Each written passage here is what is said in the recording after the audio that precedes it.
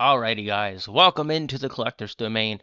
Now, um, I just wanted to use this channel to show off my collection a little bit and show off, you know, things that were relevant to collecting anything in general.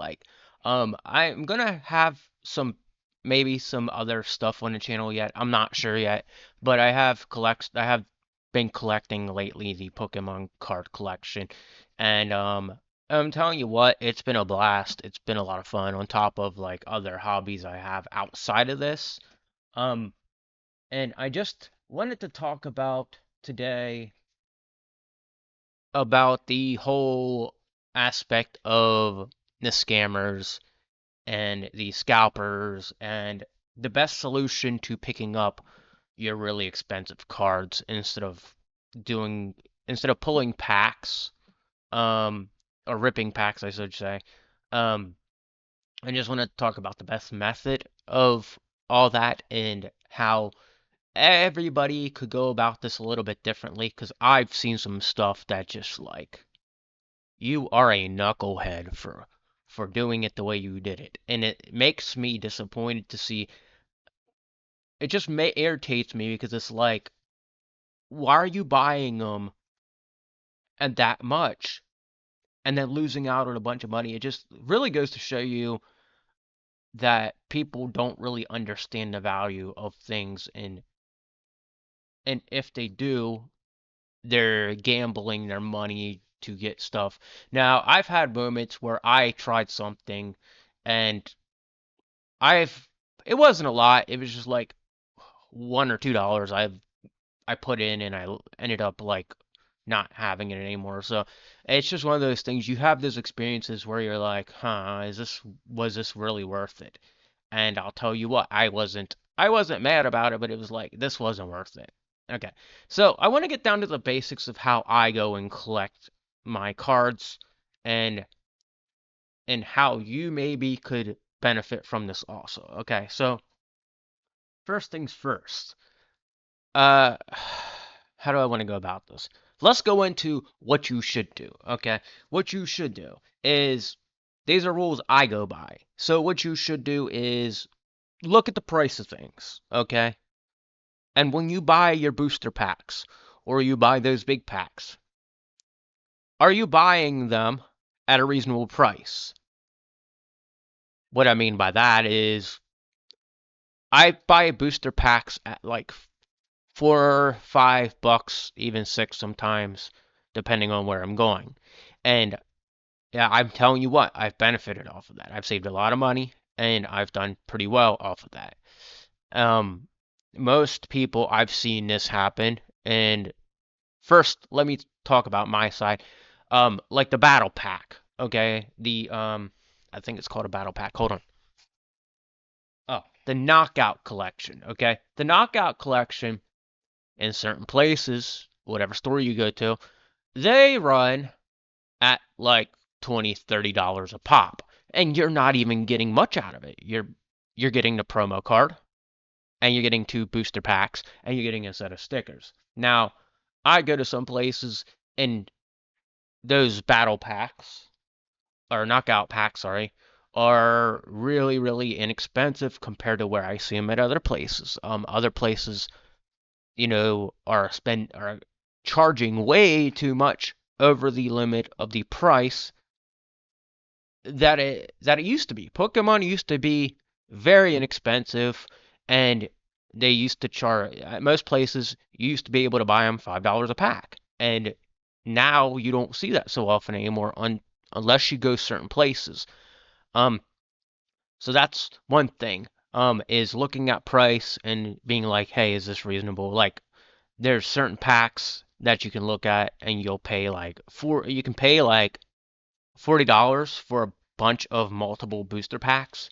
But I saw somebody recently pay like $500 for a Team Rocket pack and watched them open the whole thing, and they lost like $300 out of the 500 they put into the box.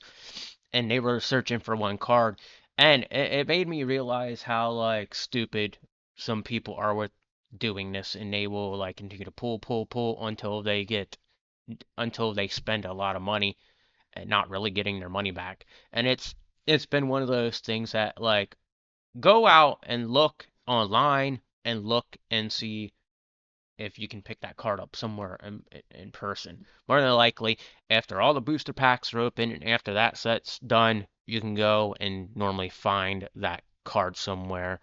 And when you the value go and just buy the card outright is all I gotta say. I've done this at local card shops and I've done this at flea markets. Flea markets are probably your best bet. You're gonna meet people that knows what they're talking about. And my method to buying the cards outright is buy them either at the price or a little bit less than the price or a little bit over their price limit. You don't want to buy something that's like $20 at a $100 price and without looking at the collectible card app. And that's what you got to do is you got to look at the collectible card app and realize what it is you're getting and look at the price of it. And there's a couple other things you got to look out for. Now, go to a trustworthy place that you know is actually selling the real cards instead of a guy who's like out there being like asking you for randomly trade and then some random guy that looks like he isn't, he isn't. I don't know. I've had experiences where scalpers came up to me personally and asked me if I traded cards, and I said to him, I was like, no, I don't trade cards because I don't have enough to trade yet. And plus, I would never trade with that guy anyway because at the end of the day, he might be trying to scam people. Now, some of these people, they'll go and make these fake looking cards, and then we'll go and turn around and rip people off that way. And that's the worst part about it is like it's gotten to the point where people are doing things like trying to buy at a regular price and boosting the price up on it like 5 times more than what it is or 10 times more than what it is, even worse. And the other one is the fake cards. Now, the fake cards, you got to learn about those and understand who you're talking to and just ask around. And even by booster packs, you can sometimes tell if they're fake or not. It depends on what set you're looking at. So just go and learn your stuff, learn how it all works, and understand and know how much you're spending on what it is you're spending, because you don't want to lose out on a bunch of money knowing you got barely anything or a lot of trash. I've seen people do ridiculous stuff like buy a $500 booster pack and get like barely anything out of the booster pack, and that's those people that are gambling. Another place you don't really want to buy, because I've asked people personally who collect the cards, is those slab pool websites. They seem like they're a scam, and they've even the guys in a shop I went to have openly said, yeah, don't do that, that's a scam. So that's another place you don't want to buy from. All these slab pulling websites, they are not worth putting your money into. You're getting nothing out of it, and no, don't make it seem like you're getting a profit out of it, but you're not getting anything out of it. So what else can I go over here? Um, I think that about sums everything up. But if so, the main key points here are watch how much you're spending per pack or multiple packs. Like don't spend $500 on a Team Rocket pack thinking you're gonna get a gold out of it, thinking you're gonna get gold out of it and not getting anything out of it. If you're buying something like that, you want to spend at least $40 on it. No more than that, or maybe 50, depending on anything. I don't know how much that pack is actually worth, but it's ridiculous. Like when I walked into the card shop, I even saw it myself. They're charging $10 a piece for older booster packs, and that's not something I preferably would spend my money on. Included with the fact that some of the older cards are not actually as worth as much money as some may think. Some of the old cards are fine to have. They're a little bit up there in price, but they're not up there to the point where it's like, okay, that's when I need to put in like a hard plastic. But they're totally worth collecting still. And as for me, I restarted this, and I had an experience before where I had a friend with me who was helping me to understand the method, and I built my own method of what he did. So I wish I could thank him, but I got back into it again.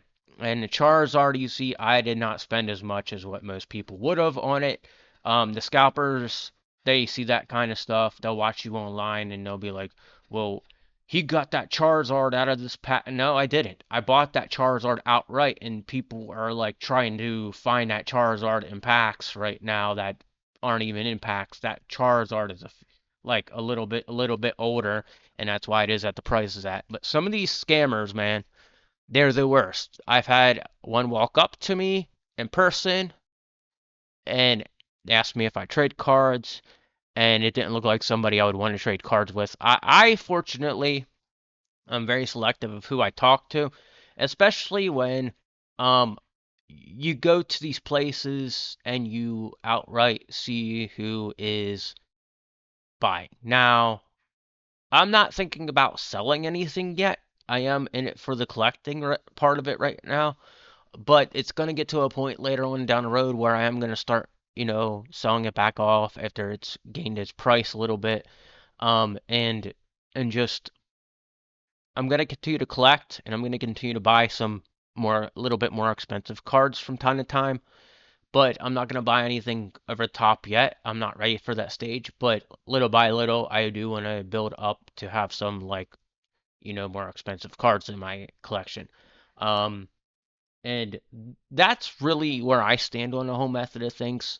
Don't go into it, expecting pulling ripping packs and trying to get like a $500 card out of ripping packs.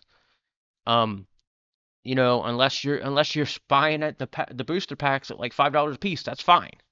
Um, but don't spend $500 on a Team Rocket pack or like $500 on an older booster pack and expecting to get gold out of it, because that's where the problems start. This is a gamble, and I will say it is a gamble, but you have to be reasonable with the gamble. Um, and just understand what it is you're getting into. You know, think about it before you go and purchase it, or think about it before you go and doing it. I know some of these content creators, they'll go and they'll rip packs, and it's like, what are you doing? Why are you spending that much money on ripping packs? Like, you can do this content, but you don't go out and spend a whole ton of money on the booster packs you're buying, or the boxes. Um, and that's where I wanted to get this message out here, because I felt like it was time to. I've seen in the past couple weeks, I've seen people just do really crazy stuff. I'm like, what are you doing? So, I hope this gets through to some of you guys, and I hope that you guys like take into consideration how you're where you're buying from and what it is you're buying and how you're buying, because best bet is to buy the card outright instead of ripping a bunch of booster packs just to get that one. And I've seen that, and it's so hard to watch. But yeah. With that said, guys, I hope you listen to this, and I hope I gave you some advice. That's my method to things. Go about it by like thinking about it before you purchase anything. And with that said, guys, um, I'll be back in the future with more. I'm going to continue to show off certain Pokemon cards after I get them, and I want you guys to enjoy what I get out of everything. So, all right. With that said, take it easy and keep collecting.